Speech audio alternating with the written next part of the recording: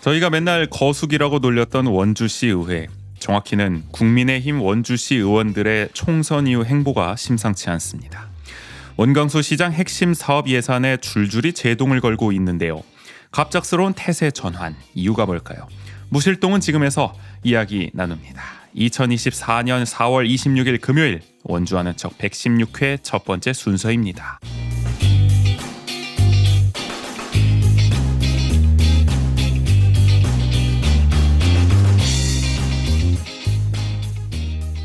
세상을 바꾸는 관심 아는 척에서 시작합니다. 강원도와 원주를 이야기하는 풀뿌리 팟캐스트 원주하는 척. 한국 남자 축구가 40년 만에 올림픽 진출에 실패한 당일 인사드립니다. 조은재입니다. 구인 씨 보셨어요, 축구? 아니요, 축구는 못 봤습니다. 잘하셨네요. 안 본 게 다행이라고 생각합니다. 다들 욕밖에 안 하더라고요. 네. 여론이 아주 심상치 않고 아시안컵에 이어서 말이죠. 맞아요. 그래서 뭐 아시안컵만 붙으면 왜 이러는 거냐. U23 아시안컵이었습니다 이번에. 맞아요. 올림픽 예선을 네. 경험한 하여간 신태용 감독이 이끄는 인도네시아에게 승부차기까지 가는 접전 끝에 아깝게 졌다고 해야겠죠? 피파 랭킹이 뭐 130몇 위다 뭐 그렇던데. 그러니까 그런 거 생각하면 뭐 아깝게 졌다 말하기도 좀 민망하지 않을까. 아니 우리 일본은 이겼잖아. 뭐 인도네시아가 진짜 강팀인가 봐요. 호주도 이겼다고 들었는데 인도네시아. 맞아요. 잘하긴 네. 하는 것 같습니다. 역시 신태용 감독이 왜 이렇게 됐나 몰라. 신태용 감독 인도네시아가 잘하고 있고 하여간 그렇습니다. 남자 축구도 떨어지고 이따가 얘기 나누겠지만 우리 DB도 떨어지고 맞습니다. 제가 응원하는 한화도 떨어지고 다 왜 이러는 겁니까? 결국 네. 뭐 못해서 떨어지는 거 아니겠습니까? 네. 그래도 강원 FC 요새 잘하잖아요. 아, 이거 안 그래도 맞아요. 한번 중간 결산해야 되는데. 네. 양민혁이 아주 기가 막혀요. 아니 또 저희의 예상을 보란 듯이 벗어나는 이 결과들이 나오고 있어가지고. 저는 높게 예상했는데요. 저는 거의 아침 진출까지 예상했어요. 맞네요. 네, 무슨 말씀을? 야, 역시 깡그리 묶으시면 안 됩니다. 저는 엄연히 달랐습니다. 축자라는 DB 듯이. 6위 예측이나 해명을 준비하십시오. 네. 하여간 오늘도 잠깐 소통의 시간 가져볼게요. 중년 농부님, 지난 방송 후기를 보내주셨는데 지난번에는 중년 농업인으로 보내주셨는데 살짝 바뀌었습니다. 중년 농부님이 아마 저희의 그 선거 결과 어떤 분석을 듣고 좀 할 말이 많으셨던 것 네네. 같아요. 안녕하세요. 정치병 환자 시사 미치광이이자 부업으로 키보드 워리어 활동을 간간히 하고 있는 중년 농부입니다. 뭐 이렇게까지 소개를 또. 그러니까요. 수식어가 네. 이번 총선 결과 분석 에피소드를 듣고 후기 작성이 너무 마려워 질이 잘 얘기하다 못 읽겠는데. 네, 저 너무 죄송합니다. 네, 아무튼 몇 글자 적어보셨다고 합니다. 네. 먼저 을 지역은 3선 도전 현역 의원 대 5개월짜리 차관 영입 인재 대결에서 송기현 의원이 3선 의원이 되었는데 정권 심판 바람에 따라 흘러갔다고 봅니다. 네, 뭐 저희와 비슷한 또 맞아요. 싶어요. 네네. 다음은 제가 살고 있는 갑지역. 여기는 박정아 의원이 잘했다. 그래서 이겼다 봅니다. 현수막도 많이 걸고 특히 자극적이고 선동적이고 청년을 은근히 비하하기도 하고 제가 이 부분 때문에 낙선을 바랐는데 아무튼 사람들이 정말 그런가 할 만한 내용의 현수막들을 사거리 위주로 막 달아놨더라고요. 그리고 여당 대변인으로 TV에도 자주 나와서 인지도를 꽤 높였다고 봅니다. 게다가 막판 보수 결집도 한몫했죠. 제가 선거 당일에 투표했는데 투표장 분위기만은 여당이 압승할 것 같았습니다. 또 갑지역에서는 또 그런 느낌을 받으셨다. 네네. 현수막 얘기를 확실히 또 해주시네요. 구민 씨도 인상적인 현수막 많이 봤다고 했잖아요. 박정원. 그렇죠. 근데 저는 청년을 은근 비하하고 그런 내용의 현수막을 보지는 못했던 것 같은데 글쎄요. 또 어떤 내용이었을지 다른 지역엔 또 뭐 맞춤형으로 붙였는지 그쵸? 모르겠지만 네. 하여간 중년 농부님께서 느끼시기에는 그랬다고 합니다. 한편 원창목 전 시장은 일단 개혁 이미지가 적고 좀 식상하다 이런 느낌이고 지역위원장인데도 현수막도 잘 안 달고 그나마 달린 건 밍밍한 내용뿐. 마치 여기는 내 구역이야 라는 생각으로 선거운동을 했던 것 같습니다. 또 선거 슬로건은 말꾼보다 일꾼. 언제적 말꾼입니까? 정권 심판의 시대 정신을 못 읽었단 말입니까? 이번 선거는 집권 여당의 대변인, 대 정권에 맞서 싸우는 3선 시장, 이 구도를 잡았어야 하는데 말꾼이라니요. 정권 퇴진 시위, 집회는 못 나가더라도 동조 단식이라도 하는 척 했으면 다른 결과를 볼 수도 있었을 텐데. 물론 저도 만약 여준성 후보가 나왔다면 하는 가정도 해보기는 점점점 아무튼 지난 보궐선거도 그렇고 이분 정무적 판단이 아쉽습니다. 뭐 저희와 비슷한 이야기를 네네. 해주셨어요. 근데 사실 나름 또 토론회나 이런 데서는 윤석열 정권 심판을 많이 얘기하긴 했는데 그건 또 말뿐이었다 약간 이런 의미이신 것 같아요. 그건 또 그런 말로 것 해주시고. 같더라고요. 저는 오히려 송기현 후보보다도 원창목 후보가 훨씬 더 이런 정권 심판에 대한 거의 뭐 메시지를 독립투사의 마음으로 나간다 약간 이런 맞아요. 얘기까지 할 약간 정도였는데 근데 그게 이제 행동으로 드러나지는 좀 못했다라는 측면인 것 같고 사실 뭐 공보물이나 이런 데서도 어쨌든 시정의 연장선상 이런 프레임을 끌고 갔기 때문에 그쵸. 시민들한테는 좀 그렇게 다가온 지점도 있는 것 같습니다. 이번 원주시 총선 결과를 보고 느낀 것을 정리하자면 을 지역은 심판의 바람을 잘 읽었다. 그리고 갑 지역은 보수는 보수했고 진보도 보수했다. 경선 결과부터 점점점 하고 싶은 말이 정말 많지만 왠지 비방용일 것 같아서 그만하겠습니다. 감사합니다. 라고 또 보내주셨어요. 네, 뭐 대체로 저희와 비슷한 생각 맞아요. 네. 공유하고 계신 것 같습니다. 이런 비슷한 생각들이 어쨌든 흘렀기 때문에 결과도 그렇게 뭐 그렇게 이어진 게 아닐까. 나오지 않았을까 싶고요. 하여간 저희 이렇게 소통의 시간 계속 가져볼 거예요. 맞아요. 원주하는 척에선 여러분의 이야기를 받고 있습니다. 방송을 들은 후기, 원주 살면서 겪은 소소한 에피소드, 요즘 고민 등 어떤 이야기든 좋습니다. 주제와 분량 상관없이 마음껏 보내주세요. 이야기를 보내주실 구글 폼 링크는 영상 설명, 댓글, 저희 SNS에 달아놓겠습니다. 그리고 원주하는 척은 여러분의 후원으로 운영하고 있죠. 보내주신 소중한 후원금은 저희 방송 제작에 큰 힘이 됩니다. 유튜브는 아래 자막으로 나가고 있고요. 에피소드 설명 댓글 SNS에 관련 사항 안내해 놓겠습니다. 그러면 오늘 116회 1부는 원주 통신과 무실동은 지금 준비되어 있어서요. 본격적으로 시작해 볼게요.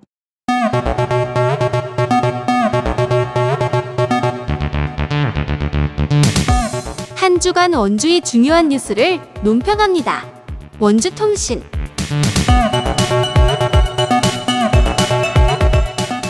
농구 얘기로 시작을 해보죠. 네.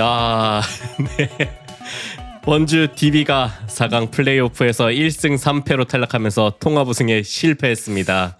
이게 저는 사실 농구를 그렇게 잘 안 보기 때문에 좀 예상 밖 결과 아닙니까? 맞아요. 이게 저기 네. KCC랑 한 거잖아요. 그쵸. 근데 KCC가 몇 위였죠? 정규 시즌이? 5위였습니다. 5위였는데 네. 왜 1위 팀이 5위 팀한테 졌을까? 스코어보드를 보면은 1차전 83대 95로 졌고 이 홈에서 한 거잖아요. 맞아요. 네. 2차전은 80대 71로 이기고 3차전은 90대 102로 거의 뭐 큰 차이로 좀 졌네요. 이때도. 네네. 그리고 4차전 63대 80으로 지면서 더 큰 점수 차로 패배를 했죠. 네. 원인이 뭡니까?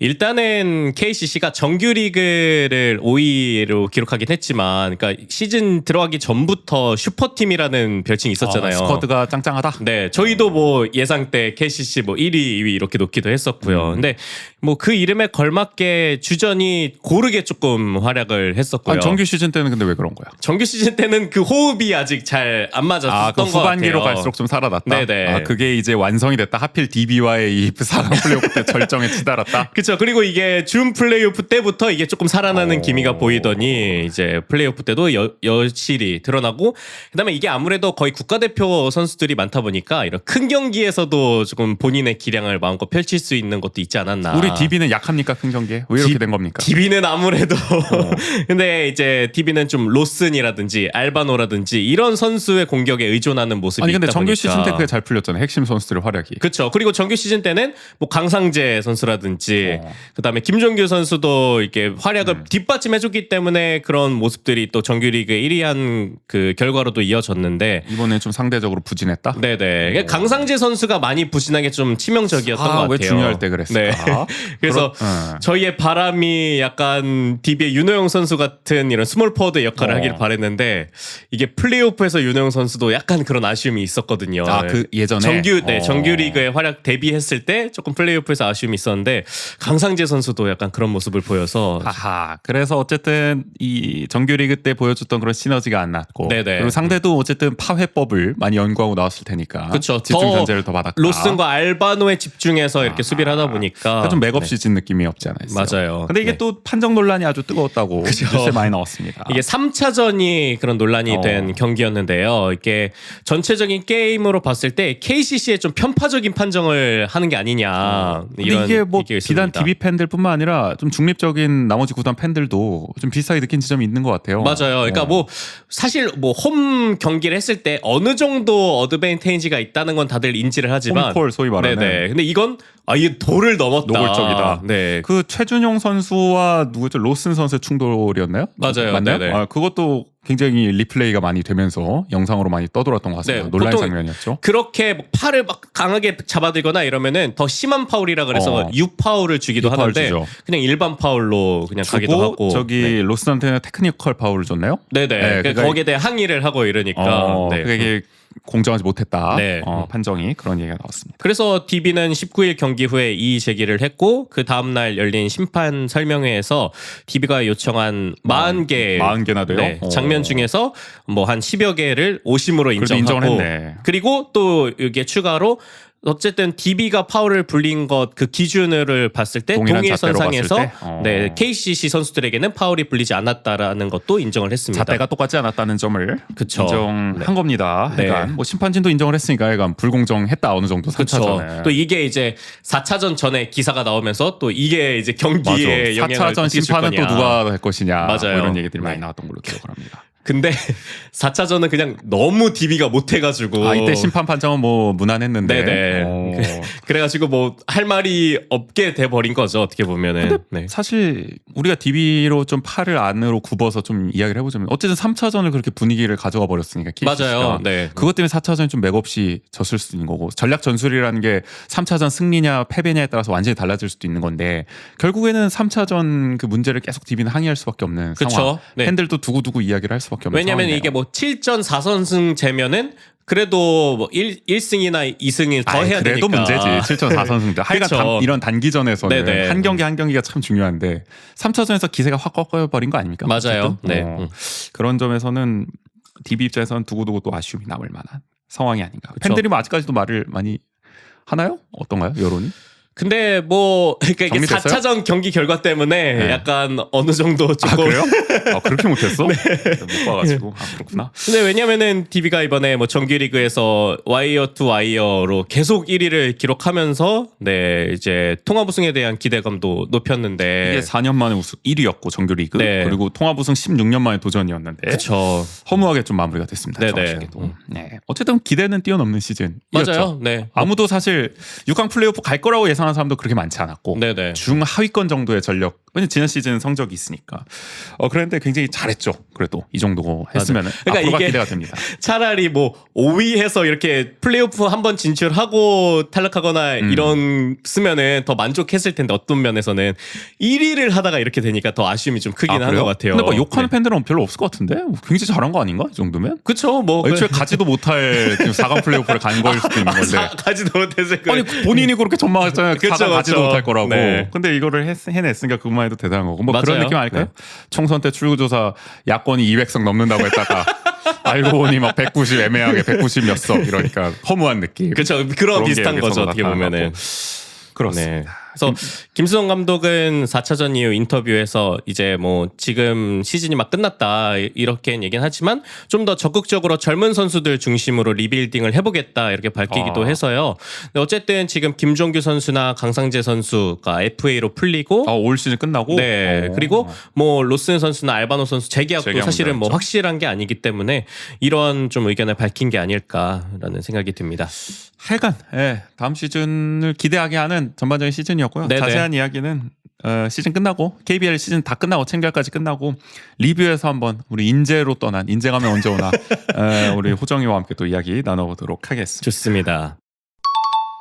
간만에 또 아카데미 극장 관련 이야기입니다. 올해 1차 추가 경정 예산안을 심사할 제248회 원주시의회가 18일에 개회했는데 지금 이제 논란이 되는 거는 아카데미 극장 어쨌든 철거 예산이 기존의 6억 5천만 원에서 지금 16억 5천만 원으로 급격하게 지금 증액이 된 사안. 그쵸. 네. 그리고 또 여론 조작 의혹까지 최근에 나오지 않았습니까? 네네. 이른바 이제 댓글 라이더 논란. 이게 이 극장 철거를 둘러싼 원주시 정부의 어떤 비민주적인 행태들이 계속 나오고 있기 때문에 제기되고 있기 때문에 이런 행정을 규탄하는 목소리가 나온 거죠. 아카데미의 친구들 범시민연대가 관련 기자회견을 열었습니다. 그리고 원주시 정부의 해명을 요구했죠. 아친연대는 아카데미 극장을 보존하는 21억 원이 혈세 낭비라고 했던 말과 달리 극장 보존 예산에 맞먹는 16억 5천만 원을 공간 조성을 위해 사용하는 게 합리적 예산 집행인지 의문이라고 질타했는데 지금 원광수 시장 비서실이 아카데미 극장 철거 여론 조작을 지시했다는 내부 고발이 나온 점을 지적하면서요. 극장 보존 문제를 넘어 행정 집행 과정에서 나타난 원주시의 비민주적 행태를 보고 있을 수 없다고 밝혔습니다. 그래서 아친연대는 원주시를 이제 고발하겠다고 밝혔는데 네네. 보면은 뭐 이런 겁니다. 일단 여론 조작 의혹과 관련해서는 이제 원광수 시장 비서실 관계자와 뭐 배달업체 총괄 대표를 뭐 위계에 의한 공무집행 방해죄로 고발하고 그리고 이제 뭐 철거 반대 시위 과정에서 시민을 폭행하고 성추행 혐의를 뒤집어 씌웠다면서 담당 공무원도 폭행죄 무고죄로 이제 고발하겠다고 밝혔습니다. 그래서 구체적으로는 뭐 원광수 시장은 직권남용 권리행사 방해죄와 직무유기죄, 집회방해죄, 그리고 원주시장 비서실 관계자와 배달업체 관계자는 위계에 의한 공무집행 방해죄, 그리고 원주시청 문화예술과 그 전 과장은 폭행에 따른 상해죄 혐의, 또 원주시청 문화교통국의 전 국장과 문화예술과의 전 팀장은 절도 미수죄, 그리고 원주시청 총무과의 전 과장과 전 팀장은 폭행에 따른 상해죄, 그리고 원주시청 모 청원 경찰은 무고죄 혐의, 이렇게 이제 고발을 한 겁니다. 크게 보면 6개 이제 항목인 건데, 하여간 지금 이 아카데미 안녕 아카데미 인스타그램 이나 또는 아카데미의 친구들 단톡방 들어가시면 아시겠지만 시민 고발단을 지금 모집하고 네네. 있거든요. 함께 이제 고발을 하겠다는 거. 참여하셨어요, 고발? 그럼요. 그래요? 나 또 한 소리 하려고 그랬는데 바로 또 하셨네. 그럼요. 네. 당연히 해야죠. 그러니까 여러분들도 뜻에 동의하시면은 네. 함께 해주시면 좋을 것 같고, 뭐 어떤 분들은 그러실 수 있겠죠. 저희 댓글에서 요새 그런 게 많이 달리는데, 극장 철거되는데 언제까지 아카데미 극장 얘기하고 있을 거냐. 뭐 우리 사회 항상 전형적인 겁니다. 언제까지 얘기하고 있을 거냐. 맞아요. 네. 네. 근데 해결된 게 없으니까 계속 얘기를 그럼요. 하는 거죠. 네. 극장은 철거됐지만 책임은 끝까지 물어야 한다. 잘못된 행정을 처벌해서 비슷한 사례가 재발하는 걸 막기 위해서라도 이런 고발은 필요하다는 생각이고요. 하여간 여러분들도 동참해 주시기를 뭐 저희가 아래 자막으로도 한번 띄워보겠습니다. 네네. 부탁드리겠습니다. 이번에도 고독사 관련 이야기 들고 오셨네요. 네, 저희 112회 1부에서 고독사 관련 얘기를 한번 나눈 적이 있는데요. 네. 원주시에서 새로운 방안을 좀 내놓아서 이 소식을 좀 가지고 와봤습니다. 이번에는 전기 사용량과 수돗물 사용량을 점검해서 고독사를 막겠다는 겁니다. 네. 전기 사용량은 한국전력공사와 업무 협약을 맺어서 연령과 관계없이 장애 또는 질병이 있는 1인 가구 100명을 대상으로 10월까지 시범 사업을 실시한다고 합니다. 한전에서 대상 가구의 전기 사용량과 통신 데이터 사용 패턴을 분석해서 상시 모니터링 하다가 이제 이상 징후가 발생하면 원주시 복지 업무 담당자에게 이제 알리고요. 복지 업무 담당자가 그 대상자에게 전화 또는 가정을 방문해서 안부를 확인하는 방식이라고 합니다. 한마디로 뭐 전기 뭐 갑자기 안 쓰는 것 같다. 네네. 뭐 이상하다. 그러면 그거 확인해 보겠다는 거죠. 전화를 걸든 직접 방문을 하든. 네네. 그리고 이 수돗물 사용량 같은 경우에는 상반기 내로 취약계층 긴급 상황 알림 시스템을 시행한다고 하는데요.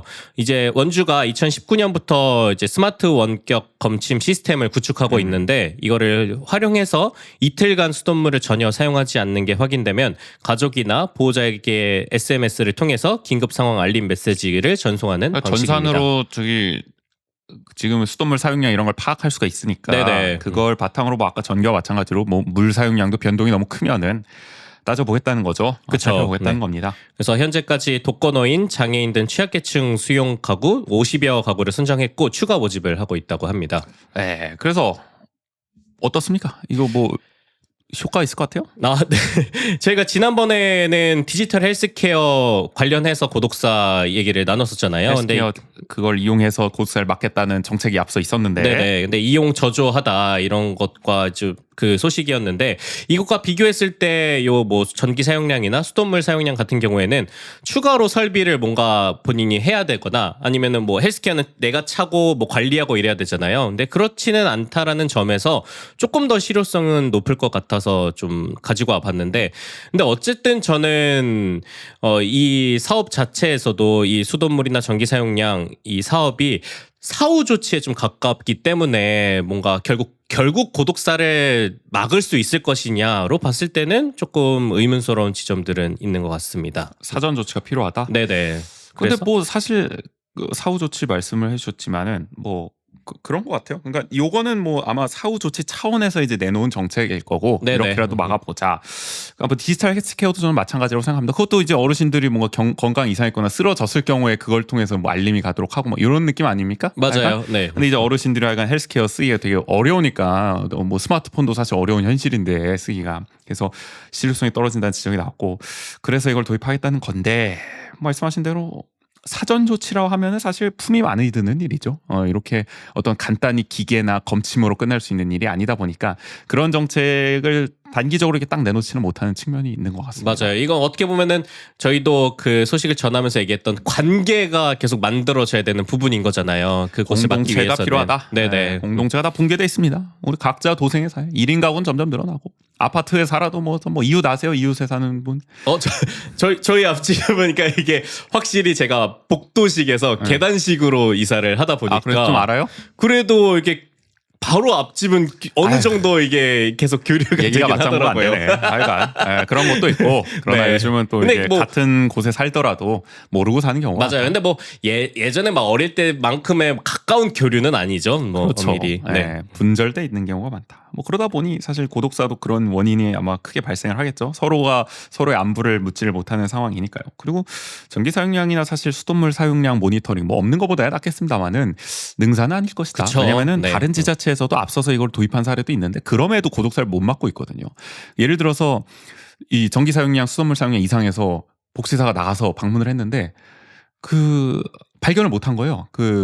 뭐 이상한 어르신을, 징후를, 이상한 징후. 그래서 뭐 아닌가 보다. 뭐 어디 외출하셨나 했는데 알고 보니까 화장실에서 뭐 숨져 있었다. 미처 화장실을 살펴볼 생각을 하지 못했다. 뭐 그런 사례도 있거든요. 그러니까 결국에는 데이터로 검침을 하더라도 모니터링을 하더라도 직접 나가서 확인해야 되는 그런 인력은 더 필요한 거고. 그렇죠. 그러면 애초부터 그렇게 세심하게 어떤 1인 가구 그 고독사 위험이 있는 어떤 어르신이나 이런 사람들을 살펴볼 수 있는 인력이 애초에 더 많으면은 더 많은 게 필요한 거죠. 네네. 그런 점에서 봤을 때는 그러니까 데이터만으로는 한계가 있기 때문에 말씀하신 대로 사전 조치가 좀 필요하다.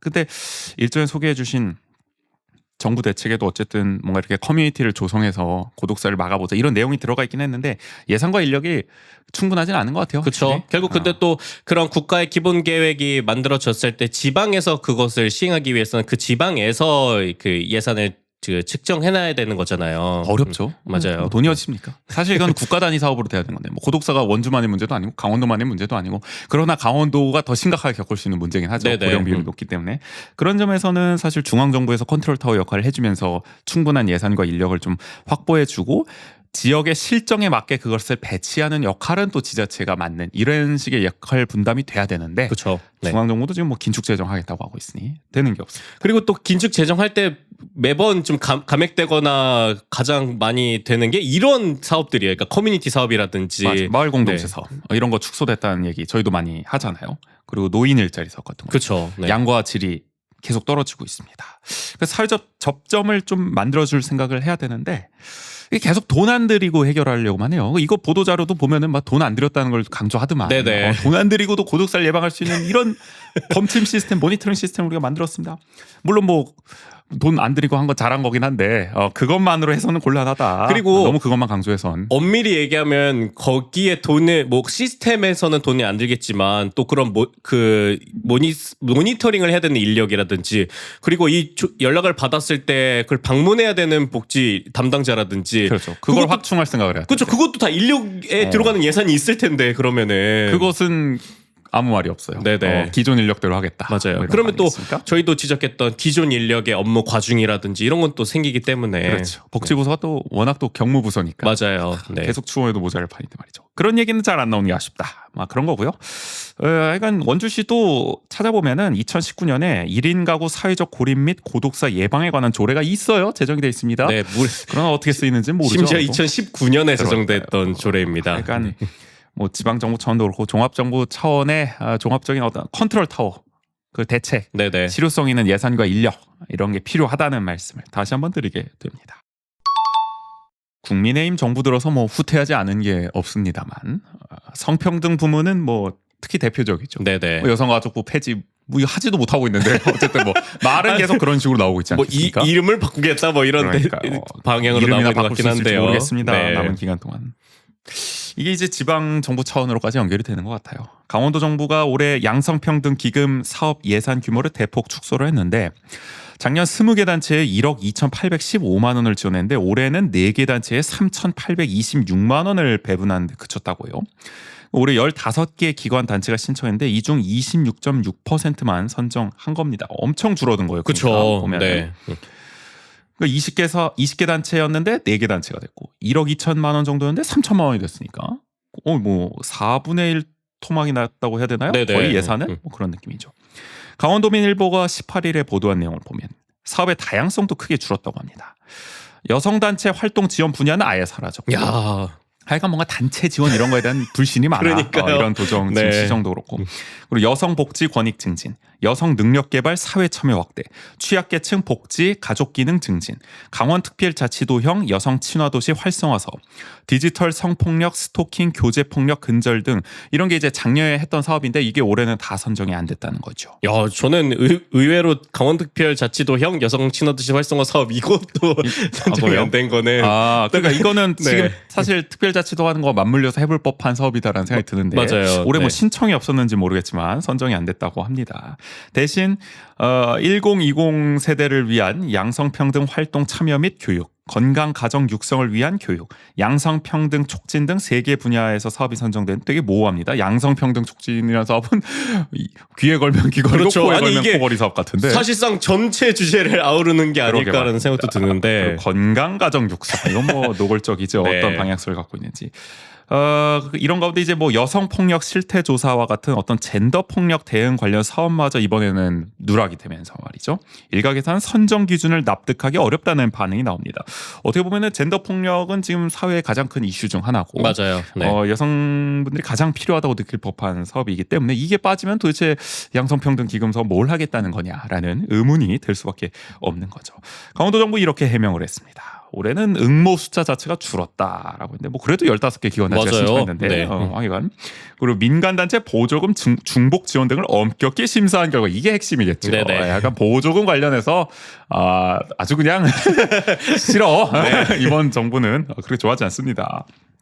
특히 올해는 저출산, 일생활 균형 등에 초점을 맞춰서 사업 방향이 많이 바뀌었다. 이것도 결국 뭔가 이렇게 방향이 기존에 보여지는 어떤 문재인 거죠. 정부나 이런 진보적인 좀 여성 단체에서 얘기하는 성평등 관련 사업, 예를 들어 여성의 권리 증진이라든지 사회 참여라든지 인식 개선이라든지. 인식 개선, 네. 성폭력 대응, 역량 강화 이런 쪽이 아니라 그저 저출산 뭐 이런 문제. 그러니까 일생활 균형도 사실은 출산의 연장선상에 그리고 육아 방향이 정책에 있는 거잖아요. 가깝죠. 네네. 물론 필요한 정책입니다만 이걸 굳이 양성평등 기금 사업으로 해야 되냐? 이 맞아요. 성평등의 네. 어떤 취지를 살릴 수 있는 정책이 아닐 가능성이 더 높은 건데.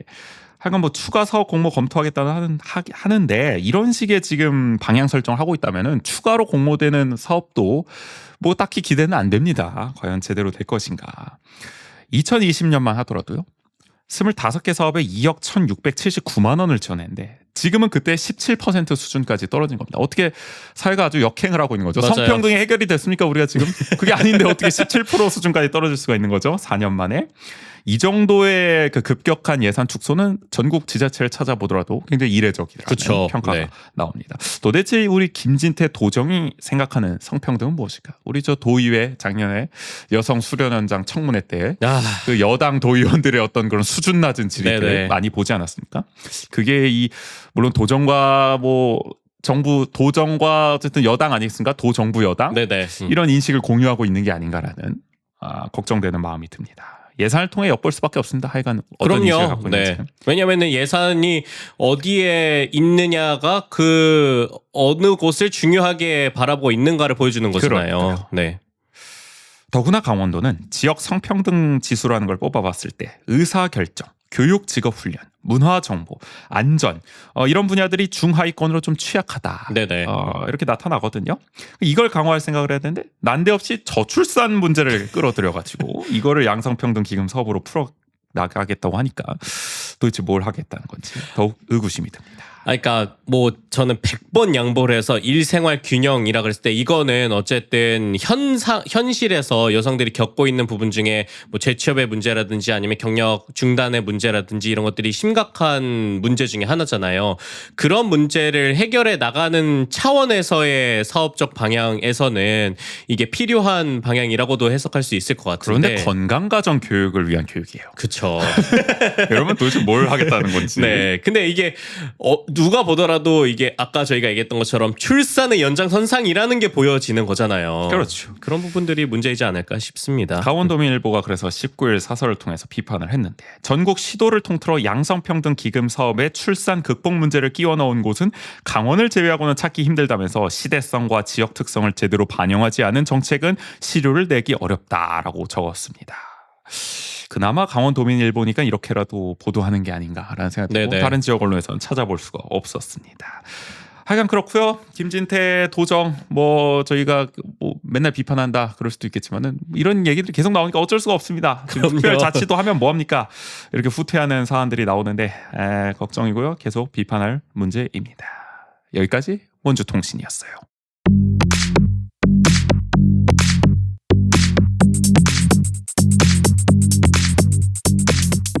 요즘 원주 정치 1번지에선 어떤 일들이? 본격 로컬 시사평론 무실동은 지금.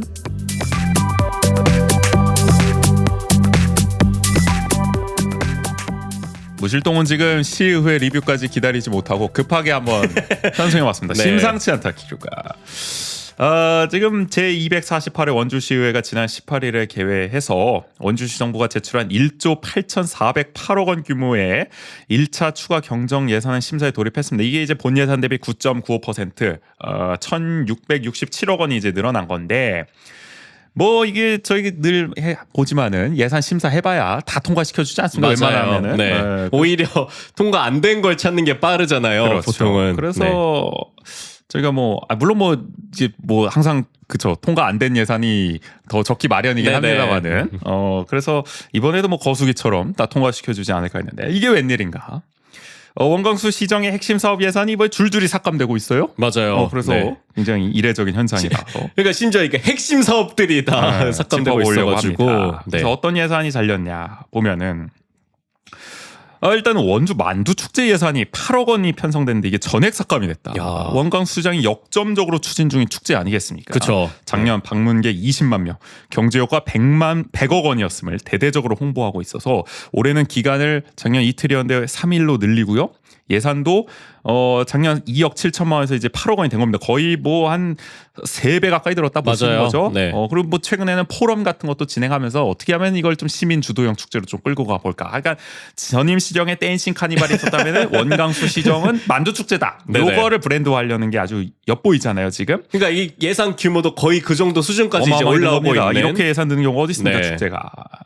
자 그런데 이번에 전액 삭감됐는데 보면 이제 야당 의원들을 중심으로 우려하는 목소리가 나왔어요. 사업비 중에 일단 행사비 비중이 높다. 그러니까 일회성에 그칠 가능성이 높다는 거죠. 네네. 꾸준히 만두를 육성할 수 있는 어떤 시너지를 낼 수 있겠냐 그런 거고. 또 치맥 축제는 이제 대표적인 또 축제 중 하나인데 문화의 거리에서는 이제 나흘 동안 열리는데 이거는 5천만 원 지원하거든요 시에서. 요거는 민간 주도로 잘 이루어지고 있는데 관 주도인 만두 축제에 이렇게 지나치게 파격적으로 지원할 필요가 있느냐. 거의 뭐 400% 가까이 증액을 한 셈인데 이게 말이 나오지 않겠냐. 그러니까요. 치맥 축제와 형평성도 네. 생각해 본다면. 그리고 과연 예산을 들인 만큼 기대 효과가 나타날지도 의문이다. 그래서 심도 깊은 논의가 필요하다라는 부정적인 기류가 나오면서 결국에는 뭐 여당도 동의했다는 거 아닐까요? 안 그쵸. 막았다는 거는. 네네. 그래서 만두 축제 예산 8억 원 전액 삭감되면서 과연 올해 열릴 수 있을지 불투명해졌습니다. 이거 어떻게 되는 겁니까? 원래는 이렇더라도 여당에서 통과를 시켰잖아요. 그래서 이게. 말만 나오지 사실은 예산엔 다 반영이 되기 네네. 마련인데 이번엔 예산까지도 다 그냥 삭감을 해버렸습니다. 그리고 전액 삭감됐다는 게 좀 지켜봐야 될 부분이지 않을까. 이어서 온갖 주차장 사업들도 다 삭감이 됐습니다. 무삼공원, 백간공원, 장미공원, 시청 근린공원, 하여간 공원에다가 지금 다 주차장 짓겠다고 하고 있는데 14억 6,436만 5천 원을 삭감했어요. 특히 백간공원과 장미공원은 전액 삭감이 됐습니다. 그러니까 이게 올해 이제 한마디로 이제 삽을 뜨기 위한 밑작업을 해야 되는 예산들인데 네네. 원래는 한 수십억 또 100억 이상 드는 사업이기도 한데 그러니까 첫 단계부터 그냥 끊어버린 겁니다. 지금 예산을. 그래서 높은 사업비 또 공사 기간 중에 교통 불편과 영업 손실이 발생할 우려가 있다. 특히 장미공원 쪽이 그렇겠죠. 네네. 이런 것 때문에 이제 삭감을 했는데 역시나 원광수장의 핵심 공약 아니겠습니까? 이 주차장 지금 특별시를 만들고 맞아요. 계신데 특히 뭐 장미공원 이런 건 뭐 공원 지하에 주차장을 조성하겠다. 맞아요. 네. 그런데 이제 문화도시위원회를 중심으로 항상 지금 주차장 관련해서는 제동을 걸고 있습니다. 작년 10월에도 시의회는 공유재산관리계획안을 이제 부결시키면서 한번 이제 경고를 날린 적이 있었는데 이번 예산으로 거의 뭐 경고 누적을 지금 시켜버린 게 아닌가. 어떻게 될지 사실상 모르겠습니다. 두 번, 세 번 안 된다니까 이렇게 보내고 거듭 있는 거죠. 발열시켰습니다. 네. 이어서 직장운동 경기부 육성지원 사업비가 4억 5,755만 9천 원 삭감이 됐습니다. 21억 1,800만 원 중에 이만큼 삭감을 한 건데 이게 왜 중요하냐면은 여기에는 장애인 태권도 팀 관련 예산 1억 3천만 원이 전액 삭감이 됐습니다. 그리고 이제 이 세부 사업에서 아예 장애인 태권도 팀에 대한 부기명을 삭제해버렸어요. 그러니까 이 사업을 아예 빼버린 겁니다. 이번에 통으로. 네. 왜 그러냐? 저희가 여러 차례 말씀드렸죠. 장애인 태권도 팀 창단이 정말로 장애인 태권도 육성을 위해서가 아니라 특정 인물을 내정해 지도자로 선임하기 위한 목적이 아니냐는 의혹이 야당 의원들을 중심으로 계속 나오고 있었던 그쵸. 상황입니다. 네. 재작년 지방선거 당시에 원광수 시장 캠프에 참여한 모 인사의 제안을 바탕으로 이뤄진 게 아니냐. 이 해당 인사는 9년 전에 평원 중에서 교사로 일하다가 학부형에게 불법 찬조금을 받고 제자를 또 폭행하는 일도 있고 그래서 도체육회에서 면직 처분을 받기 전에 본인이 사직하는 하여간 문제가 많은 인물인데 네네. 이런 사람을 위해서 지금 만드는 거 아니냐. 그래서 이 사람이 작성한 시나리오대로 가고 있다라는 게 이제 의혹의 골자였어요. 그래서 원주시 태권도 협회 또 원주시 장애인 태권도 협회 모두 부정적인 것으로 알려져 있었는데 그럼에도 원광수 시장은 꿋꿋하게 추진하겠다 해서 예산까지 이번에 올린 겁니다. 조례는 지난번에 통과시켜줬고 맞아요. 네. 그런데 여당에서 말이죠. 조례는 통과시켜주더니 지난해에 예산은 또 빠꾸로 매겼어요. 약간 이제 견제를 네. 애매하게 하고 있습니다. 그래서 일단은 이 태권도 협회장 뭐 아까 그냥 이제 비장애인 태권도 협회 그리고 장애인 태권도 협회 이 협회장들과 간담회를 진행한 후에 예산을 올리는 게 낫다. 이거를 국민의힘의 신익선 의원도 그렇게 얘기를 하면서 네네. 아예 그냥 반려시켜 버리더라고요. 그래서 이것도 어떻게 보면 원광수 시장의 공약 중 하나인데 빠꾸를 먹었고요. 이어서 역시 원광수 시장이 열심히 추진 중인 원주천 르네상스 수목식재 예산도 3억 원이 전액 삭감이 됐습니다. 이건 이제 하천에 나무를 심어도 되는지를 두고 좀 검토가 필요하다는 의견이 나왔어요. 이게 홍수 때 이게 나무가 괜히 이제 물을 막아서 맞아요. 좀 범람을 이끌 수가 있다라는 우려가 제기가 돼서 하여간 삭제가 됐습니다. 이게 예전에 원주천 그 생태하천 조성 사업 때도 이게 수목을 얼마나 할 거냐가 좀 논의가 됐던 적이 네. 있었거든요. 그러니까 우리가 흔히 인식했을 때 그 하천변에 나무가 많으면 더 그 생태적인 거 아니야?라고 인식을 하게 되는데, 그러니까 이런 문제들이 있어서 수목 식재도 굉장히 좀 신중하게 그걸 검토해야 된다 이런 얘기가 있었거든요. 아마 그런 부분에서 또 예산이 삭감된 게 아닐까. 그렇습니다. 네. 이어서는 뭐 시민의 날 경축음악회 예산도 4,600만 원 중에 2천만 원이 삭제되고 삭감되고 원주시 자원봉사센터 센터장 인건비도 1,530만 원 전액 삭감되는데 이거는 뭐 상근직 그 센터장 네네. 상근직 전환두고 뭐 계속 뭐 조례도 그렇고 예산도 그렇고 삭감돼 왔었는데 이번에 또 올려가지고 시의원들이 이제 열받은 거죠. 네. 뭐 논의도 제대로 안 하면서 왜 계속 예산만 올리냐 뭐 그런 겁니다. 어떻게 보면 참 의지라고 봐야 될지 이런 것들을 네. 자율방범대도 원광수시장 열심히 하고 있는데 자율방범대 운영지원 예산도 이제 그 중에서 합동 순찰 음향시설 임차 용역 이거 이제 이게 순찰할 때 큰 스피커로 이렇게 좀 통솔할 때 쓰겠다는 것 같아요. 네네. 이것도 325만 원 전액이 삭감됐고요. 그리고 임시 주차장 셔틀버스 예산도 1억 1천만 원 중에 2,750만 원이 삭감됐습니다. 이거는 시청에 저 주차장 짓고 있잖아요. 요새 공사 많이 하시던데 그것 때문에 직원들이 주차장이 줄어들었으니까 저기 어디가 인근에 저 다이소 쪽에 있는 큰 주차장에다 대고 거기서 셔틀버스로 시청까지 실어 나르고 있잖아요. 네네. 직원들을. 그 예산인데 그게 이제 낮 시간대도 운영을 하는데 비효율적이라는 거죠. 이용자가 많지 않아서. 그래서 이제 그런 지적도 있었고 차라리 출퇴근 교통비를 지원하는 게 어떻겠느냐. 그래서 일단 논의를 좀 해보자. 그래서 일부 좀 삭감이 됐고요. 시립중앙도서관 주차장 확장 예산도 2,500만 원 전액이 삭감됐습니다. 논의가 좀 더 필요하다는 의견이 있었고요. 백운산 농촌 테마파크 공원 조성 예산도 10억 원 전액이 삭감됐습니다. 이건 이제 도비 매칭이 확정되지 않았는데 10위부터 편성하는 게 순서에 맞지 않다는 지적이 나왔어요. 그리고 전통 불빛 축제 예산도 5천만 원 중에 2천만 원이 삭제됐고요. 치악기 전국 야구 대회도 2,700만 원 예산이 전액 삭감됐습니다. 이건 아마 지금 야구협회가 감사 받고 뭐 경찰 수사 중이라서 그렇죠. 반영이 됐습니다. 네네. 자, 그래서 산업경제위원회만 21억 원을 삭감했고요. 문화도시위원회도 19억 원을 삭감했습니다, 거의. 그리고 행정복지위원회도 거의 9,105만 원 정도를 이제 삭감을 하면서 이렇게까지 열심히 삭감한 적이 있었나 싶어요. 그러니까요. 종합적으로 봤을 때 네. 그런 상황입니다. 물론 뭐 확정된 건 아닙니다. 이제 예산결산특별위원회 지금 진행 중이잖아요. 여기서 다시 부활시킬 수도 있죠. 얼마든지. 근데 이제 어떻게 보면은 일종의 경고 차원이다. 우리가 이제는 더 이상 그냥 통과시켜주지 않는다. 네네. 얼마든지 상임위에서 이렇게 깎고 여차하면 진짜 이거 확정해버릴 수도 있다. 삭감된 예산을. 맞아요. 그러니까 예전에도 그런 나오는 얘기나 비판이나 이런 것들은 뭐 크게 달라지지 않았는데 실제로 예산을 삭감했다라는 게 또 다른 지점인 것 정회 같아요. 때 뭔가 분위기가 다르다. 네네. 여당 의원들도 동의한다. 흔쾌히 이런 삭감에. 네. 그런 점이 더는 거수기가 되지 않겠다. 야. 뭐 이런 모양새가 좀 느껴지는데 느낌이. 왜 이런 일이 벌어진 걸까요? 일단 뭐 원주시정부는 당혹스러울 수밖에 없을 것 같습니다. 여당 의원들 갑자기 왜 이러지? 네. 아니 물론 뭐 눈치는 채고 있었겠죠. 네네. 분위기가 심상치 않다는 걸. 근데 우리가 봤을 때 약간 그럴 것 같다는 겁니다. 그쵸. 왜 이럴까 갑자기.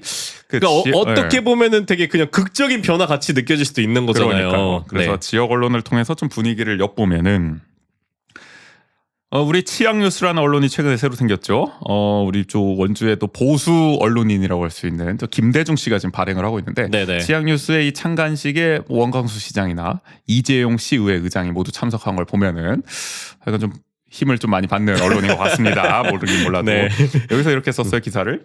민선 8기 들어 시 집행부가 제출한 예산안을 거의 원안 통과해 주었던 시의회가 이거 뭐 거수기를 길게 풀어쓴 거죠. 네. 아예 또 네, 무슨 일인지 원광수 시장의 주요 공약 사업이 포함된 추경 예산을 삭감함으로써 본격적인 시정에 대한 의회의 기본 책무인 견제와 감시를 하겠다는 분위기이다. 아니. 뭐 분위기는 그렇다고 합니다. 이 본격적인이라고 말하기 너무 많이 지금 임기가 지난 것 같은데 2년 지나서야 그럼 뭐 2년 동안 직무유기한 건 아니잖아요. 이렇게 슬로우 스타터인 건 처음 보는데요. 이거 문제가 있는 거의 임기 말에 네. 제 역할 하겠다. 뭐 우리 국회랑 비슷한 것 같기도 합니다. 자 그리고 원주신문이 쓴 기사를 보면 이렇게 나와요. 한 시의원은 국민의힘 내부에서 사실 그동안 시 집행부의 사업 및 예산안에 대해 상당히 협조적이었다라며 이번 예산안 심사 기조를 보면 원광수 시정 후반기를 앞두고 아닌 것은 아니라고 하는 소신 의정 활동의 일환이 아니겠나라고 말했다. 하여간 두 언론에서 읽을 수 있는 공통적인 어떤 지금 상황은 분위기가 바뀌었다. 네네. 여당에서도 더는 못 봐주겠다. 아닌 건 아니라고 하겠다. 뭐 이런 거 아니겠습니까? 맞아요. 네. 뭐 아까 표현 좋은데요. 슬로우 스타터. 이제 일해보겠다. 네. 뭐 이제 일하면 뭐합니까? 하여간 그런 상황인데요. 아무래도 총선 결과가 영향을 그쵸. 네. 미쳤겠죠.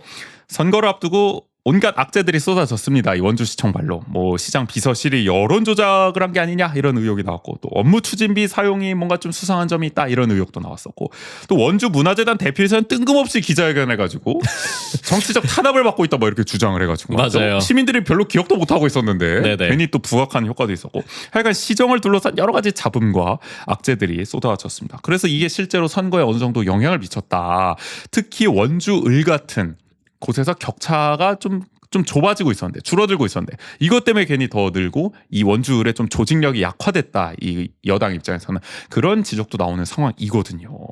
이런 게 그리고 또 그것도 있었지 맞아. 선거 앞두고 원광수시장 지지율도 1년 새 부정평가가 눈에 띄게 늘어난 걸로 나타났잖아요. 네. 이런 걸 종합적으로 봤을 때 뭔가 하여간 지금 시정이 제대로 돌아가고 있는 것 같지 않다라는 네. 인상을 받게 되는 거 아니겠습니까? 특히 시의원들은 여러분들도 아시겠지만 지역구 국회의원의 영향을 크게 받을 수밖에 없습니다. 뭐 다 알잖아요. 지역위원장이기도 하고 거대 네. 양당들이 사실 그 지역구 국회의원들이 이 시의원 어쨌든 공천에 어느 정도 이제 힘을 주잖아요. 맞아요. 영향을 미치잖아요. 네. 그렇기 때문에 지역구 국회의원 눈치를 볼 수밖에 없습니다.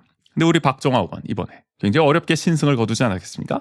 뭐 그 출구조사 때는 그렇죠. 격차가 좀 네. 많이 뒤지기도 했었고 그래서 네. 다음 지방선거를 또 생각할 수 않을 수가 없다. 그래서 한마디로 박정아 의원이 모종의 태세 전환을 이끌고 있는 게 아니냐라는 목소리가 나오고 있는데 원주신문이 흥미로운 칼럼을 썼죠. 심규정 편집장이 박정아 당선인의 태세 전환이라는 이제 칼럼을 보면은 이런 대목이 나옵니다. 말 많고 탈 많은 원주시정은 불안불안 조마조마하다고 국민의힘 내부에서 조차 걱정하고 있다. 오죽했으면 총선에서 원광수 시장 리스크를 우려했을까. 조용하다 싶으면 툭툭 튀어나오는 원주시청발 추문은 판도라 상자의 전조 같은 느낌이 든다. 시민의 시선은 지금 원주시청 1층으로 향하고 있다. 박정아 당선인을 전후 좌우로 옥죄고 있는 이런 상황이 변화의 속도를 앞당기는 방아쇠 역할을 촉발할 수밖에 없다. 윤석열 정권 출범 후 유독 현 정부 실세가 도내에 질비한 상황에서 더구나 그들이 다선인 상황에서 향후 지방선거에서 원주의 캐스팅보드 역할 등 정치 상황을 고려할 때 박정아 역할론이 불가피할 것으로 지역 정가는 내다보고 있다. 박정아 당선인에게 힘이 실리지 않겠냐는 분석이 나오는 배경이다. 이번에도 거의 무협지 쓰셨어. 네네. 뭐 어디까지 진실인지 모르겠지만 전후 좌우로 옥죄고 있는 아유, 표현이 방아쇠 또, 역할을 그래서 역시. 그런지 그 치약 뉴스에서는 이 칼럼을 정면으로 이제 저격하면서 뭐 원주시의 뭐 언론 리스크 뭐 이런 얘기를 쓰기도 했어요. 뭐 이런 뭐 술자리에서 나올 법한 거를 뭐 글로 쓰냐 뭐 이런 얘기를 하기도 했는데 네네. 하여간 민감하게 좀 받아들이는 모양새입니다. 하여간 뭐 전반적으로 보면은 뭐 이런 행가를 좀 읽어봤을 때 국민의힘 내부 기류가 원광수 시장한테 우호적이지 않은 것 같다. 그쵸. 시의원들의 네. 태도 변화, 태세 전환도 그런 맥락으로 읽어볼 수가 있다. 그렇게 결론을 내볼 수가 있는 거고요. 또 저는 한편에서는 이렇게 변화가 이어진 게 원주하는 척에서 제가 얘기했던 걸 들으셨나. 뭘또뭘또뭘또 지난번 들으셨어? 시의회 리뷰를 하면서 뭐 심영미 의원의 발언이나 이런 것들을 소개하면서 이렇게 말씀해 주셨으니까 이제 정말 시정 견제나 이런 것들도 잘해 주시고 시의원들이 네, 본인의 역할을 정말 잘해 주실 거라고 믿는다. 뭐 들을 리가 있겠습니까? 들었으면 지금까지 이렇게 하진 않았겠죠. 네. 하여간 뭐 그렇고요. 네. 뭐 윤석열 대통령도 그렇지만 우리 원광수 시장도 리더십이 이렇게 흔들리면은 맞아요. 곤란하지 않겠습니까? 큰일 납니다. 안 이게 됩니다. 묘하게 계속 저희도 뭐 중간중간에 한번 지적하긴 했는데 윤석열 대통령과 이게 같은 흐름과 결을 항상 같이 운명 하는 공동체가 것 같아서 돼가고 있다. 이러면 안 돼요. 신기합니다. 이러면 안 돼. 네. 이 벌써 레임덕에 오면 안 됩니다. 아직 반도 안 돌았는데. 사실 당내 지지를 못 받는다면 우리 뭐 상식적으로 생각해봐도 시정 운영 앞으로 어려울 수밖에 없고요. 뭐 맞아요. 2년 좀 더 네. 남았는데 지금 상황에서. 그리고 이제 다음 선거 당연히 어려울 수밖에 없죠. 특히 시의회 협조를 구해야 하는 굵직한 사항들 지금 많이 남아있거든요. 공약 사업 중에. 그런 거 동행이 다 받아야 되는데 어떻게 합니까? 더구나 원 시장이 야당과 관계가 좋은 것도 아니잖아요. 지금 협치와는 거리가 먼 모습을 계속 보여주면서 대립각, 뭐 보이콧 사태도 났었고. 네네. 그런 상황에서 참 어려워요. 정말 조심스럽지만 일각에서는 이러다가 후보 교체되는 거 아니냐. 시장. 예를 들어서 지난 지방선거 때 춘천시장이었던 이재수 시장이 경선에서 육동안 현 시장에게 진 적도 있었잖아요. 맞아요. 그러니까 현직이 얼마든지 경선에서 교체되는 일도 벌어진다는 겁니다. 그렇죠. 그러니까 설마 원주도 그런 일 벌어지는 거 아니야. 계속 이렇게 지지를 잃게 된다면 당내에서도 지지를 잃고 시민들에게도 지지를 잃고 만약에 그렇게 된다면은 그런 그림을 볼 수도 있다. 맞아요. 라는 그리고 이야기 또 나옵니다. 원광수 시장이 어쨌든 이전 시정과 다른 모습을 보여주기 위해서 이렇게 공들이는 사업들이 더 규모감이 큰 사업들이 많잖아요. 그렇기 때문에 더군다나 그 여당 시의원들의 협조를 받아야 되는 상황인데, 근데 네. 이게 만약에 협조가 안 된다면은 그렇게 규모감 있는 사업들을 하지 못할 거고, 그러면은 어쨌든 성과로 보여줘야 되는 것과 비교해서 이렇게 언론이나 이런 곳에서 자꾸 리스크가 노출되고 이러면은 자연스럽게 이런 상황까지 후보 교체나 이런 상황까지도 이어질 수도 있는 부분인 거죠. 네. 그래서 제가 생각할 때 지금 필요한 건 원광수 시장도 태세 전환을 해야 한다. 이게 오늘의 결론입니다. 네네. 그동안 불통졸속 행정으로 일관하는 바람에 야당과 지금 관계도 안 좋고 그런 점이 아마 일정 부분 영향을 끼쳐서 지금 지지율에도 영향을 주지 않았겠습니까? 부정평가도 좀 올랐고요. 또 측근 보훈 인사 논란에 뭐 여론 조작 의혹까지 나오고 시민들을 대상으로 막 고소 고발도 진행하고 이런 상황, 이런 일련의 잡음에 대해서 시민들에게 제대로 설명하고 사과한 적이 없잖아요. 우리 윤통하고 똑같단 말이에요. 맞아요. 네. 왜 사과도 안 하고 소통도 안 하는 거야? 도어 스태핑이라도 하시란 말이야. 답답하단 말이야. 뭐 윤석열 대통령은 국무회의 말미에서 그냥 그 뭐야? 그게 사과 비공개 사과 뭐야? 그게 뭐 하는 사과야? 아니 뭐 사과를 비공개로 하는 그러니까 게 거의 무시하는 모양새입니다. 네. 그리고 우리 윤통도 언론사들 많이 지금 방통이나 이런 걸 동원해가지고 말이죠. 탄압한다는 지적을 많이 받는데 우리 원광수 시장도 언론사 상대로 막 고소고발 진행 계속하고 있지 않겠습니까? 네네. 언론하고도 지금 관계가 안 좋다. 이게 뭐 하는 건지 모르겠습니다. 이래서는 곤란합니다. 지금이라도 시정 방향을 바꿔야 된다. 지금 뭐 저희가 뭐 공약 지금 하고 있는 거 포기하라 이런 얘기 아닙니다. 이 방향 전환, 스타일을 바꾸라는 거죠. 태도의 문제입니다. 그래서 야당과도 좀 소통을 하고 지금 뭐 영수회담 무산되긴 했지만 지금 어쨌든 영수회담 윤석열 대통령도 일종의 태세 전환이라면 태세 전환을 맞아요. 시도는 하고 있잖아요. 네. 뭔가 좀 하겠다. 뭐 협치 이렇게. 내각을 좀 꾸려보려고 뭐 총리 인선도 뭐 여러 가지 말이 나오고 있고 그러니까 그런 좀 소통하는 모습 좀 달라진 모습을 보여줘야 되고요. 시민 탄압도 좀 중단하죠. 고소 고발 이런 거 언제까지 끌고 갈 겁니까? 이게 사회적 갈등을 계속 유발시키는 거거든요. 그렇죠. 이런 거에 있어서도 다른 전향적인 자세를 보여줘야 되고요. 또 본인 치적 홍보하는 거는 대단히 아주 공을 들이고 계시는데 그것만큼이나 본인을 둘러싼 이런 관련 의혹에 대해서도 적극적으로 좀 해명하는 모습. 언론에 출연해서 맨날 뭐 반도체 뭐 했습니다. 만도 축제 뭐 했습니다. 이런 것보다도 지역 언론들도 좀 그런 거 물어보고 의혹 같은 것도 그런 거에 대해서 상세히 소상하게 좀 답하는 모습도 보여주고 네네. 이런 걸 해야지 언제까지 떠먹여주고 우쭈쭈 해주는 그런 언론에만 나갈 겁니까? 그래서는 안 됩니다. 하여간 솔직히 말하면 이대로 가면 이거 레인덕이거든요. 우리가 흔히 말하는 맞아요. 네. 레인덕 되면 이 원주시부터 흔들립니다. 아니 우리 국가도 말이죠. 지금 임기 3년 남았는데 대통령이 흔들려 버리면 레인덕 되면 이게 좋은 게 아니야. 맞아요. 마냥 좋은 건 아니라고요. 그럼요. 우리 그러니까 뭐 시정도 마찬가지인 거죠. 그래서 그냥 지금 좀 아쉬우니까 잘해주셨으면 좋겠습니다. 태세 전환이 필요하다. 네. 네. 뭐 또 한마디 하실 거 있으세요? 시장님께? 네. 원광 시장님. 저희 방송 안 들으시지만 한마디 해주시죠. 아니, 그러니까 아까 앞서 얘기했듯이, 그러니까 대부분의 역점을, 그러니까 규모감이 너무 큰 것에 가고 있었잖아요. 근데 그런 부분들을 또 다시 한번 점검할 필요도 있지 않을까라는 생각이 드는 공약까지 거죠. 바꿔라? 난 그렇게까지는 얘기 안 했는데요. 그러니까 왜냐면은 다 바꿔라. 뭐 저희는 항상 지적하듯이 큰 목표는 가질 수 있어요. 그러니까 큰 목표를 가진 걸 뭐라고 하는 게 아니라 큰 목표에서의 디테일을 더 그러면 점검해서 그러니까 모든 걸 한 방에 다 하려고 하는 것 같은 느낌이 드는 거예요. 그러니까 그게 아니라 조금 더 찬찬한 그러니까 지금 단계에서 이만큼의 성과가 나지 않는다고 그거를 아쉬워할 게 아니라 그럼 가장 필요한 지점에서의 작은 지점을 그럼 어떻게 집중할 것이냐 그러면 이걸 또 어떻게 설득해 나갈 것이냐 이런 고민들이 좀 필요하지 않을까 생각이 좀 듭니다. 저는 나는 뭐 그렇게까지는 바라진 않아. 기대하진 않아. 근데 사실 뭐 지금 모르겠습니다. 원주시청에서 나오는 잡음은 뭐 그것 때문에 나오는 것 같지 않아가지고 네네. 시민들이 봤을 때 그냥 그거야 뭐 우리가 더 토론해보고 뭐 이럴 문제냐 정책적인 사안이잖아요. 그쵸. 근데 네. 지금 정책적인 사안 때문에 이게 논란이 되는 게 아니잖아요. 그렇기 때문에 사실 뭐 그거는 더 부차적인 문제에 가깝지 않을까? 맞아요. 이거부터 그러니까 먼저 저는 이게 해결하시고 좀 선행돼야 되는 그거는 뭐 안 해, 부분이고. 몰라요. 난 기대도 안 해요. 그거는 뭐 하시든가 마시든가 그거는 뭐 그런 방향 전환까지 바라지는 않습니다. 그거는 나중에 정말 선거로 평가를 받는 거고 지금은 당장 레임덕이 오게 생겼으니까 이거부터 좀 해결을 해주셨으면 좋겠습니다. 하여간 앞으로 시정이 좀 재밌을라나요? 시의회가? 시의회 리뷰가 그동안은 사실 여야 대립으로만 너무 흘러가서 너무 뻔한 그런 어떤 양당의 구도 네네. 재미없었는데 이번에 글쎄요 좀 분열이 일어나면서 3당 3당도 안 될 수도 있어요. 지금 네. 잘못하면은 그냥 아예 어떤 그냥 의미에서 통합 야당만 있을 수도 있는 상황이 되면은 이 또한 모르겠습니다. 네. 이게 좀 초유의 사태가 벌어질지 모르겠지만 하여간 궁금합니다. 다다음 주쯤에요. 저희가 시의회 리뷰 진행할 테니까요. 그때 더 자세히 풀어보도록 하죠. 오늘은 간단하게 이렇게 무실동은 지금 정리해 보겠습니다. 내일은 말이죠. 저희 또 새로운 코너를 선보이는데 영화로 원주를 논평하는 영화로 원주 읽기를 해보려고 합니다. 참, 이 네이밍이 참 어렵습니다. 그래요? 아니 네. 이게 어디서 따왔냐면은 저기 경향신문의 아주 오래된 저 신문 칼럼 코너 중에 영화로 세상 읽기가 있어요. 정직하게 말씀드리면 거기서 따왔습니다. 그렇군요. 네, 제가 즐겨 읽던 칼럼이기도 네. 해서요.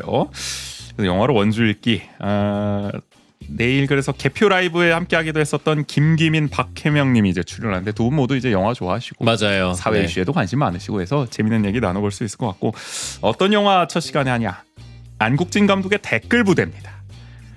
말 안 해도 왜 이 영화 선정했는지 아시겠죠? 네, 어쨌든 내일 이야기 나눠보도록 하고요. 오늘 116회 1부는 여기서 마무리하겠습니다. 지금까지 진행의 전우재 조국인이었습니다. 모두 안녕.